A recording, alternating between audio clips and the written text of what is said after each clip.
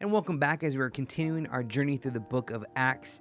Today we're coming to chapter 12, and it's about to get heavy for the church. So let's buckle up, let's dive in.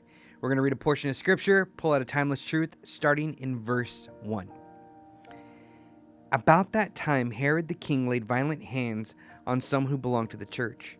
He killed James, the brother of John, with the sword, and when he saw that it pleased the Jews, he proceeded to arrest Peter also. This was during the days of unleavened bread, and when he had seized him, he put him in prison, delivering him over to 4 squads of soldiers to guard him, intending, after the Passover, to bring him out to the people. So Peter was kept in prison, but earnest prayer for him was made to God by the church. At this point, the early church's story, the primary opposition came from Jewish religious leaders. They responded to the growing Christian movement with threats and with imprisonment and even murder to one known believer in that time. And this wave of persecution scattered the church throughout the whole entire known world. And nearly 7 years later, a new antagonist emerged, Herod Agrippa I. Though he wasn't a Jew, he sought to gain favor from the Jewish elite.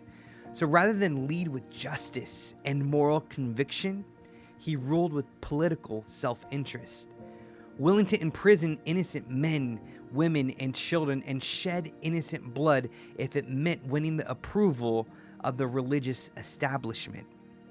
You see, leaders who govern with self-interest rather than integrity, they usually have power that's misused and justice that's often ignored. One of the most common misconceptions about following Jesus is believing that faith guarantees a life free from pain, hardship, or look at this, injustice. But true faith isn't about avoiding difficulty. It's about knowing where to turn when difficulty comes. Though the world may feel like it's spinning out of control, God never is. And just as the early church found that their strength and stability was in Him during that turbulent time, we can find that strength as well. And we're invited to a place of hope in the one who remains faithful, sovereign, or in control, and good no matter what surrounds us. And so, church, I want to encourage you today.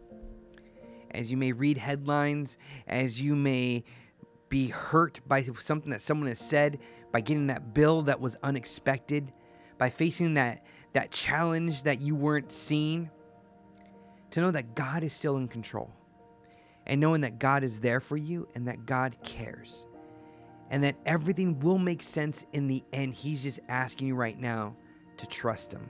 Just like the early church trusted in God, even though Peter was even locked up. Have faith, have trust. Everything is gonna be okay. God bless.